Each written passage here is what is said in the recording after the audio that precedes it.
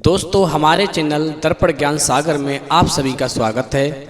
मित्रों, एक बार भगवान विष्णु ने माता लक्ष्मी को बताया, जो स्त्री या पुरुष ज्ञान के इन 3 सूत्रों को हृदय में बसा लेते हैं, उन्हें हजारों वर्षों तक गरीबी के दिन देखने को नहीं मिलते। मायके में स्त्रियों की इज्जत होने लगती है।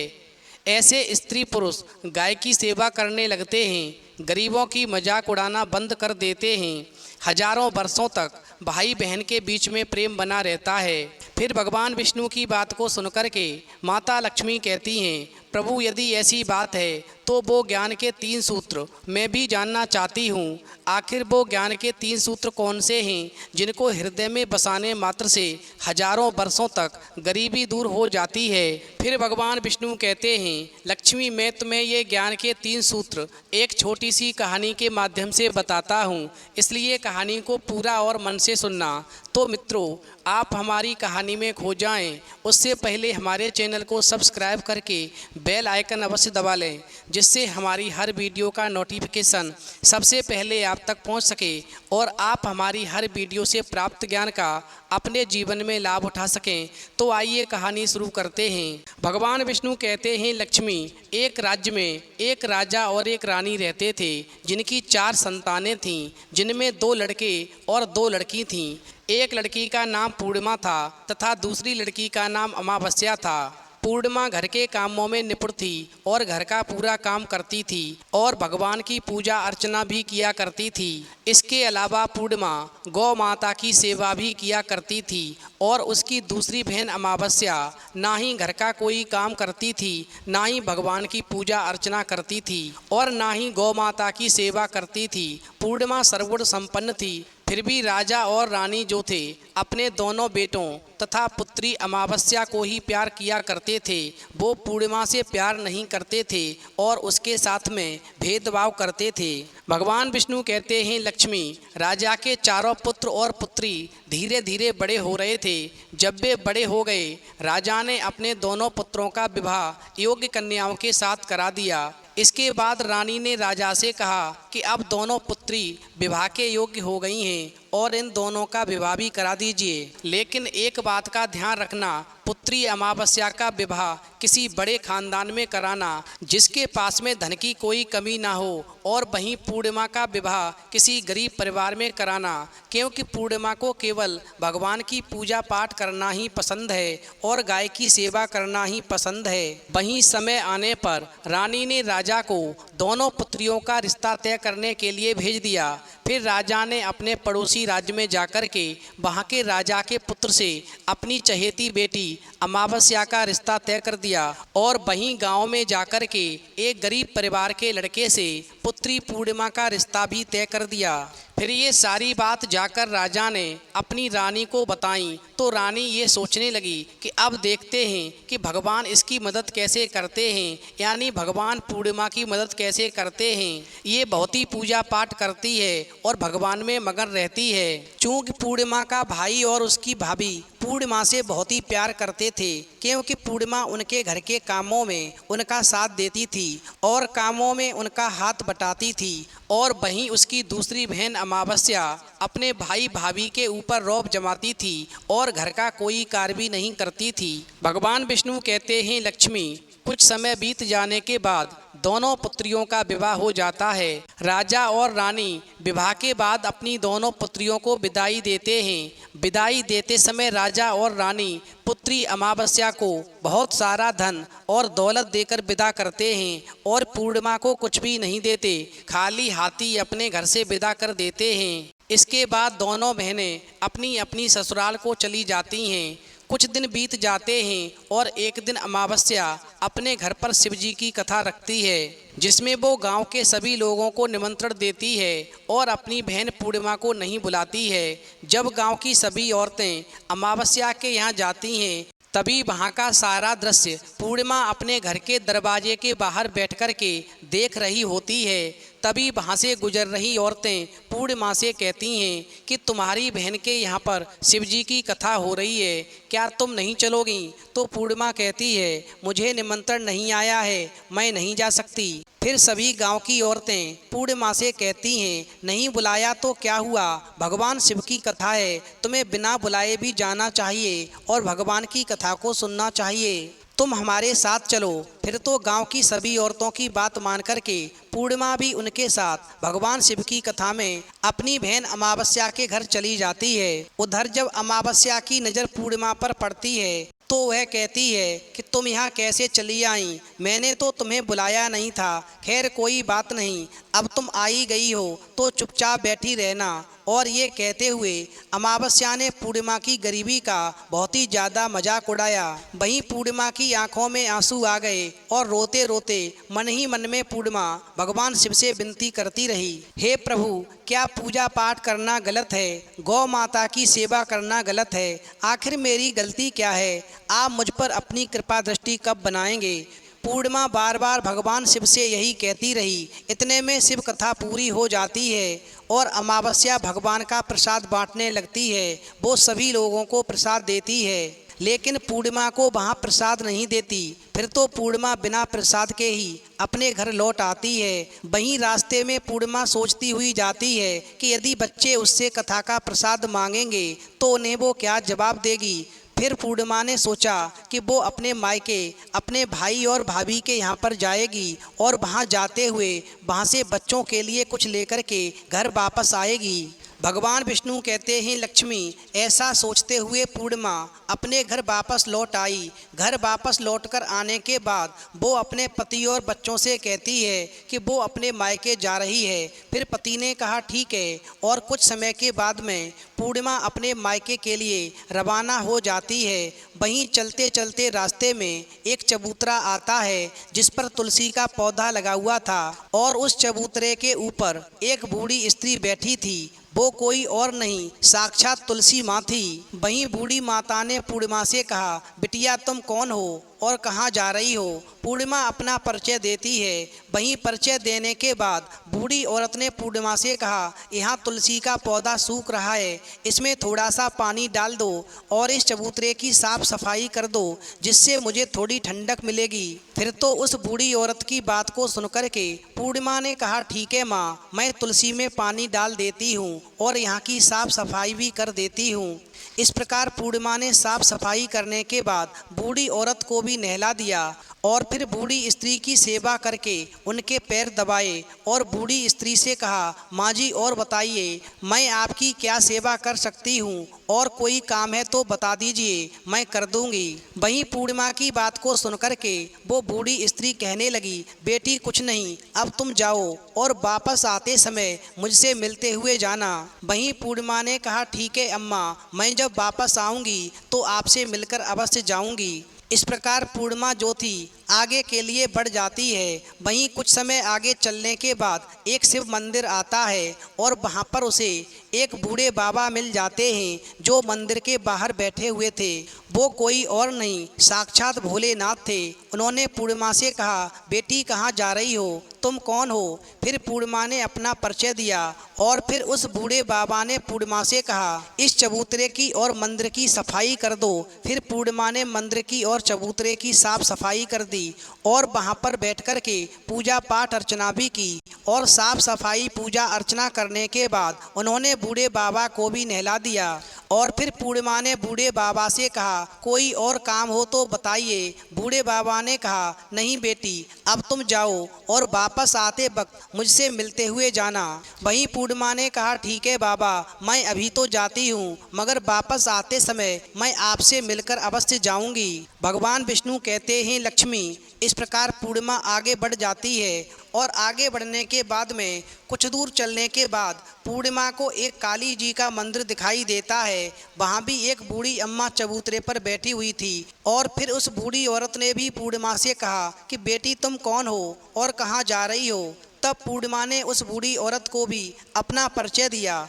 वहीं परिचय जानने के बाद में बूढ़ी औरत ने पूर्णिमा से कहा, यहाँ पर सभी पूजा पाठ करने के लिए आते हैं, लेकिन मंदिर की साफ सफाई करने के लिए कोई नहीं आता। इसलिए पूर्णिमा बेटी तुम मंदिर की और चबूतरे की साफ सफाई कर दो। फिर पूर्णिमा ने कहा, ठीक है माता जी। इस प्रकार पूर्णिमा मंदिर की और चबूतरे की साफ सफाई कर देती है और पूजा पाठ भी करती है और माता जी का श्रृंगार भी कर देती है और फिर उस बूढ़ी अम्मा को भी नहला देती है और बूढ़ी अम्मा के पैर दबाती है और कहती है कि सभी काम हो गया है माँ जी, और काम कोई हो तो बताइए, मैं वो भी काम कर देती हूँ। वहीं बूढ़ी स्त्री कहने लगती है, बेटी अब कोई काम नहीं है, तुम अभी जाओ, मगर वापस आते समय मुझसे मिलकर के अवश्य जाना। वहीं पूर्णिमा कहती है, ठीक है अम्मा, मैं अभी तो जाती हूँ, लेकिन जब वापस आऊँगी तो आपसे मिलती हुई अवश्य जाऊँगी। और इस प्रकार पूर्णिमा जो थी फिर वहाँ से आगे बढ़ जाती है और फिर चलते चलते उसको एक नदी मिलती है और उस नदी के किनारे पर भी एक बूढ़ी स्त्री से उसकी मुलाकात होती है। वहीं वो बूढ़ी स्त्री कहती है, बेटी तुम कौन हो और कहाँ से आई हो। वहीं पूर्णिमा अपना परिचय देती है तो बूढ़ी औरत पूर्णिमा से कहती है कि नदी पर स्नान करने तो यहाँ पर सब आते हैं, लेकिन यहाँ की साफ सफाई कोई नहीं करता, इसलिए तुम इस किनारे पर साफ सफाई कर दो। वहीं पूर्णिमा कहती है, ठीक है माँ जी, और वहाँ की साफ सफाई कर देती है और फिर उस बूढ़ी अम्मा के पैर दबाती है और कहती है, माँ जी और कोई काम हो तो बताइए। वहीं बूढ़ी औरत कहती है, बेटी अब कोई काम नहीं, तुम जाओ, लेकिन वापस आते समय मुझसे मिलते हुए जाना। और इस प्रकार वो नाव में बैठकर के नदी के दूसरे किनारे पर पहुंच जाती है। भगवान विष्णु कहते हैं, लक्ष्मी। इस प्रकार पूर्णिमा नदी पार करने के बाद अपने मायके के घर पहुंच जाती है। वहां पर पूर्णिमा के भाई और भाभी उसको देख करके बहुत ही खुश हो जाते हैं और वो पूर्णिमा की बहुत ही खातिरदारी करते हैं और उससे बहुत सारी बातें करते हैं और कहते हैं कि बच्चों को भी साथ में लेकर आती तो बहुत ही अच्छा होता। वहीं कुछ समय के बाद पूर्णिमा ने वापस अपनी ससुराल जाने को कहा तो उसके भैया भाभी ने उसके लिए एक साड़ी लाकर दी और बच्चों के लिए कपड़े और खिलौने दिए। वहीं खाने पीने की कुछ चीज़ें भी रख दी और कहा, तुम बहुत दिनों के बाद आती हो, ये सारा सामान हम तुम्हारे लिए दे रहे हैं, अपने साथ लेकर जाओ। वहीं पूर्णिमा की भाभी ने भी एक थैला पूर्णिमा के हाथों में दे दिया और कहा, अभी तुम्हारा मन है तो जाओ, मगर जल्दी वापस आना। उसके बाद पूर्णिमा वहाँ से अपनी ससुराल के लिए रवाना हो जाती है। इस प्रकार पूर्णिमा जो थी अपने भैया भाभी से विदाई लेने के बाद में जब वापस ससुराल के लिए चलती है तो रास्ते में उसे सबसे पहले वो ही नदी पड़ती है और वो नदी के किनारे पहुंचती है और नाव में बैठकर के दूसरे किनारे पर उतर जाती है। फिर नदी के दूसरी ओर जाने के बाद में वो वहाँ पर उसी बूढ़ी अम्मा से मिलती है जो साक्षात गंगा मैया थी और फिर उस बूढ़ी अम्मा ने पूर्णिमा को एक थैला दिया और कहा कि इसे तुम अपने घर जाकर ही खोलना। और फिर पूर्णिमा ने गंगा मैया से थैला ले लिया। इस प्रकार पूर्णिमा के पास में अब दो थैले हो गए, एक तो उसकी भाभी ने दिया था, दूसरा थैला गंगा मैया ने दिया था। इस प्रकार दोनों थैले लेकर के पूर्णिमा वहाँ से रवाना हुई और आगे कुछ दूर चलने के बाद में काली माँ का मंदिर आया। वहाँ पर काली माँ बूढ़ी माँ के रूप में विराजमान थी और उसने कहा, बेटी पूर्णिमा तुम आ गई। तो पूर्णिमा ने कहा, हाँ माँ जी मैं आ गई। तो फिर काली माँ ने उस पूर्णिमा को एक थैला दिया और कहा, बेटी ये थैला तुम अपने घर ले जाओ और इस थैले को घर पर जाकर ही खोलना। इस प्रकार पूर्णिमा ने काली माँ से थैला ले लिया और फिर पूर्णिमा के पास में अब 3 थैले हो गए थे।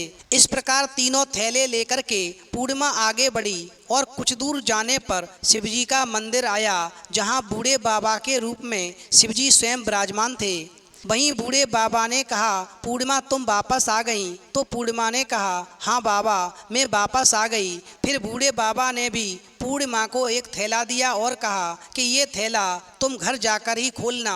वहीं पूर्णिमा ने थैला लिया और कहा, ठीक है बाबा मैं थैला घर पर ही जाकर खोलूंगी। इस प्रकार पूर्णिमा के पास में अब 4 थैले हो गए थे। भगवान विष्णु कहते हैं, लक्ष्मी 4 थैलों में काफ़ी वजन था। अब वो पूर्णिमा सोचने लगी, मैं ये चारों थैले कैसे लेकर के जाऊंगी। वहीं पूर्णिमा ने एक पुरानी साड़ी निकाली और उन सभी थैलों को उस साड़ी में रख कर के बांध लिया और अपने सिर पर रख कर के वहाँ से रवाना हो गई। वहीं पूर्णिमा के कुछ दूर जाने के बाद में उसे तुलसी माँ बूढ़ी औरत के रूप में मिलती है और कहती है, पूर्णिमा तुम आ गई। वहीं पूर्णिमा कहती है, हाँ माँ जी मैं आ गई। फिर वो तुलसी माँ भी उस पूर्णिमा को एक थैला देती है और कहती है, बेटी ये थैला तू ले जा और इस थैले को अपने घर पर जाकर ही खोलना। वहीं पूर्णिमा कहती है, ठीक है माँ जी मैं थैले को घर पर जाकर ही खोलूँगी। इस प्रकार पूर्णिमा के पास में अब 5 थैले हो जाते हैं और पूर्णिमा वहाँ से रवाना हो जाती है। वहीं पूर्णिमा ने थैलों को नीचे रखा और सबसे पहले अपने मायके का थैला खोलकर देखने लगी। उसमें बच्चों के लिए अच्छे अच्छे कपड़े और खाने पीने की चीज़ें थीं और उसमें कुछ गहने भी थे। वहीं पूर्णिमा ने कपड़े अपने बच्चों को दे दिए और खाने पीने की चीज़ें भी बच्चों को दे दी। बच्चे ये सब पाकर के बहुत ही खुश हुए। फिर पूर्णिमा ने दूसरा थैला खोला जो उसे गंगा मैया ने दिया था। उसमें ढेर सारे हीरे जवाहरात सोना चांदी आदि आभूषण थे। उसके बाद फिर पूर्णिमा ने तीसरा थैला खोला जो उसे काली माँ ने दिया था। उसमें बहुत सारा सोना श्रृंगार का सामान आदि भरा हुआ था।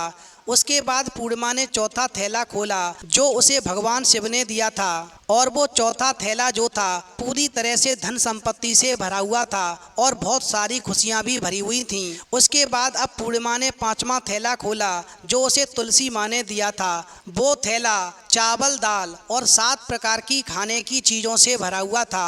अब तो पूर्णिमा के घर में किसी भी चीज़ की कोई कमी नहीं थी। उसका घर धन धान से भरा हुआ था और परिपूर्ण था। अब पूर्णिमा और उसका परिवार सुख में जीवन व्यतीत करने लगता है। भगवान विष्णु कहते हैं, लक्ष्मी इस प्रकार पूर्णिमा के मन में विचार आया क्यों ना शिव जी की कथा कराई जाए और ऐसा सोच करके पूर्णिमा ने अपने घर पर शिव जी की कथा का कार्यक्रम रखा और फिर गांव के सभी लोगों को निमंत्रण दिया और घर घर जाकर के सभी लोगों को बुलाया। वहीं पूर्णिमा अपनी बहन अमावस्या के घर भी गई और अमावस्या को भी शिव जी की कथा के लिए उसके घर जाकर के उसे निमंत्रण दे के आई और कहा, बहन हमारे घर पर शिव जी की कथा है, हम आपको निमंत्रण देने के लिए आई हैं, हमारे घर पर अवश्य आना। इस प्रकार अमावस्या जो थी पूर्णिमा के घर शिव जी की कथा में आई तो उसने देखा कि पूर्णिमा के घर में किसी भी चीज़ की कोई कमी नहीं है। इतना सारा धन दौलत देख करके अमावस्या आश्चर्यचकित हो गई। फिर उसने पूर्णिमा से कहा कि तुम्हारे घर में इतनी धन दौलत कहाँ से आई? तो पूर्णिमा ने कहा, देखो बहन तुमने शिव जी की कथा में मुझे नहीं बुलाया था, फिर भी मैं चली आई और तुमने मुझे प्रसाद तक नहीं दिया और मेरी गरीबी का मजाक भी उड़ाया। उसके बाद मैं अपने घर आ गई और घर आते हुए मन ही मन में सोच रही थी कि मैं अपने मायके जाऊंगी और फिर ऐसा सोच कर के मैं अपने मायके चली गई और जो कुछ घटना रास्ते में घटी थी वो सारी घटना पूर्णिमा ने अपनी बहन अमावस्या को बता दी। तो अमावस्या भी कहने लगती है कि तुम भी मुझे प्रसाद मत दो और मुझे डांट लो, लेकिन पूर्णिमा ने कहा ये तो भगवान का प्रसाद है, मैं तो सबको दूंगी और तुम्हें भी दूंगी। फिर भी अमावस्या ने प्रसाद नहीं लिया और वो सीधे अपने घर चली गई और घर जाकर अपने बच्चों से कहकर अपने मायके जाने के लिए तैयार हो गई और मायके के लिए निकल गई। वहीं रास्ते में चलते चलते अमावस्या को भी तुलसी माँ मिली जो चबूतरे पर बूढ़ी माँ के रूप में बैठी हुई थी। वहीं बूढ़ी माँ ने अमावस्या से भी कहा, बेटी तुम कौन हो और कहाँ जा रही हो? फिर अमावस्या ने भी अपना परिचय दिया तो बूढ़ी माँ ने कहा, बेटी ये तुलसी का पौधा सूख रहा है, इसमें थोड़ा सा पानी डाल दो और इस चबूतरे की साफ सफाई कर दो। इस पर अमावस्या कहने लगी, बुढ़िया तुझे दिखाई नहीं दे रहा कि मैंने कितनी महंगी साड़ी पहन रखी है, ये गंदी हो जाएगी। और ऐसा कहकर के अमावस्या आगे बढ़ जाती है। भगवान विष्णु कहते हैं, लक्ष्मी इस प्रकार अमावस्या जब आगे चली गई, वहीं आगे जाने के बाद अमावस्या को भगवान शिव मिले।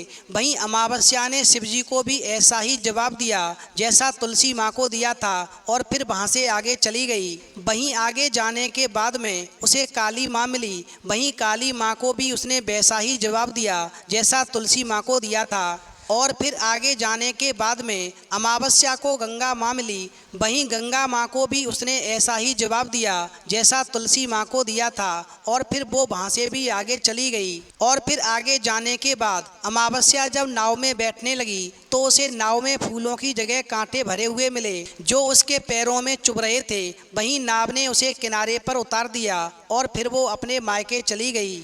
इस प्रकार मायके जाने के बाद में अमावस्या अपने भाई और भाभी से मिलती है। वहीं भाभी और भाई ने जब अमावस्या को देखा तो मन ही मन में कहने लगे कि काम की न काज की, 2.5 मन अनाज की, अब यहाँ पर आ गई है तो ठीक है। वहीं अमावस्या की भाभी जो थी अमावस्या के भाई से कहने लगती है कि पूर्णिमा तो हमारे कामों में हाथ बटाती थी, मगर ये तुम्हारी बहन अमावस्या कोई काम तो करेगी नहीं। पर कोई बात नहीं, उसने खाना बनाया और सब खा पी करके सो गए। वहीं अमावस्या जब सुबह को उठी तो अपनी भाभी से कहने लगी कि मैं अपनी ससुराल जा रही हूँ। वहीं भाभी ने कहा ठीक है जाओ। तो अमावस्या बोली तुमने पूर्णिमा को तो एक थैला दिया था और मुझे कुछ भी नहीं दोगी। फिर भाई और भाभी ने कहा तुम घर जाओ, थैला तुम्हारे घर पर पहुंच जाएगा। फिर अमावस्या वहाँ से निकल गई और नदी के किनारे पहुंच गई। वहाँ गंगा मैया बूढ़ी औरत का रूप धारण करके बैठी हुई थी। वहीं बूढ़ी माँ ने कहा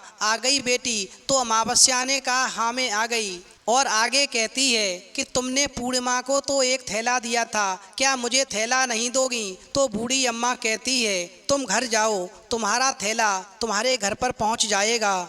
इसके बाद अमावस्या आगे बढ़ जाती है और उसे काली मैया मिलती है। काली माँ ने भी अमावस्या से यही कहा कि तुम्हारा थैला तुम्हारे घर पर पहुंच जाएगा। फिर आगे चल कर के अमावस्या को भगवान शिव मिलते हैं। उन्होंने भी अमावस्या से कहा ठीक है तुम जाओ, तुम्हारा थैला तुम्हारे घर पहुंच जाएगा। इस प्रकार अमावस्या जब आगे बढ़ती हुई जाती है तो उसे तुलसी माँ मिलती है। वहीं तुलसी माँ भी उससे कहती है कि तुम घर जाओ बेटी, तुम्हारा थैला तुम्हारे घर पर पहुंच जाएगा। इस प्रकार चलते चलते अमावस्या अपने घर पहुंच गई। उसने आंगन में देखा तो वहां पर 5 थैले पड़े हुए थे।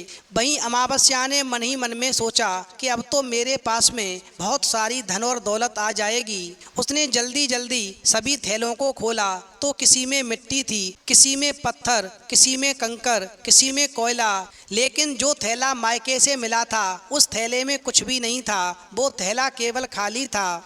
क्योंकि जो लड़की भैया भाभी के कार्यों में मायके में रहते हुए हस्तक्षेप करती है, ऐसी स्त्री को मायके में कभी भी स्नेह नहीं मिलता।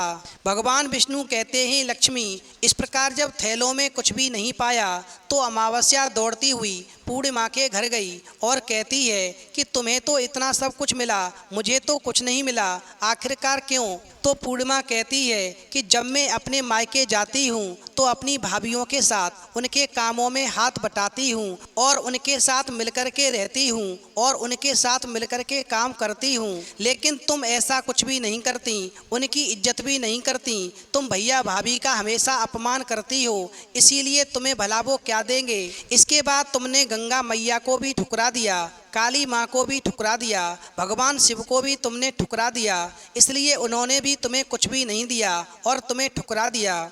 वहीं अमावस्या कहती है कि बहन तुम मुझे माफ़ कर दो, मैंने तुम पर हमेशा अत्याचार किया है, तुम्हारी गरीबी का हमेशा मजाक उड़ाया है। तुम्हें तो सब कुछ मिला पर मुझे कुछ भी नहीं मिला। कोई बात नहीं, मैं भी भगवान की भक्ति करूँगी और सब कुछ प्राप्त करके रहूँगी। मुझे इन सब चीज़ों का रहस्य बताओ। तो पूर्णिमा ने कहा ठीक है मैं तुम्हें बताती हूँ, तुम ध्यान से सुनो। तुम 3 सूत्र का ज्ञान ले लो और उसकी कथा करना।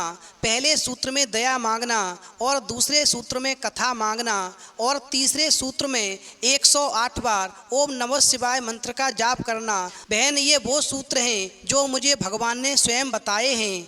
तुम इन तीनों सूत्रों को अपने हृदय में बसा लेना। मैंने भी ये 3 सूत्र अपने जीवन में अपनाए थे और सच्चे मन से भगवान की भक्ति पूजा पाठ की थी और इन 3 सूत्रों की वजह से ही भगवान ने मुझे सब कुछ दिया और तुम्हारे पास जो कुछ भी था वो सब खत्म हो गया। भगवान विष्णु कहते हैं लक्ष्मी। इस प्रकार अमावस्या अपने घर गई और भगवान की पूजा पाठ करने लगी और फिर उसने भगवान शिव से माफ़ी मांगी और गौ माता की सेवा भी की और दूसरों की मदद भी करने लगी। उसने गरीबों की मजाक उड़ाना बंद कर दिया। फिर भगवान शिव ने अमावस्या को माफ़ किया और उस पर कृपा की और फिर वो माला माल हो गई।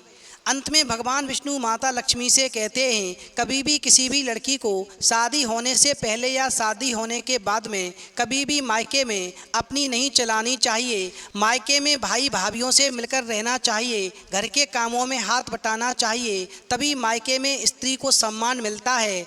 इसलिए ज्ञान के 3 सूत्रों को अपने जीवन में उतारें और अपने जीवन के सारे संकटों को दूर करें। जो इन ज्ञान के 3 सूत्रों को अपने जीवन में उतार लेता है उस पर भगवान शिव की कृपा निश्चित हो जाती है और ऐसे इंसान के लिए कुबेर महाराज के भंडार खुल जाते हैं। जो इंसान भगवान शिव से पहले सूत्र में दया मांगता है, दूसरे सूत्र में कथा मांगता है और तीसरे सूत्र में 108 बार ओम नमः शिवाय मंत्र का जाप करता है, उसकी गरीबी हजारों वर्षों के लिए दूर हो जाती है। जीवन में कभी भी कोई संकट नहीं आता। फिर तो कहानी सुनने के बाद में माता लक्ष्मी कहती हैं, प्रभु वास्तव में आज की कहानी सुनकर के मेरा मन खुश हो गया। ये कहानी हर स्त्री पुरुष को अवश्य सुननी चाहिए और इन 3 ज्ञान के सूत्रों को अपने जीवन में अवश्य उतारना चाहिए। तो मित्रों, यदि आपको भी कहानी पसंद आई हो तो आप हमारे चैनल को सब्सक्राइब करें और भगवान विष्णु और माता लक्ष्मी के लिए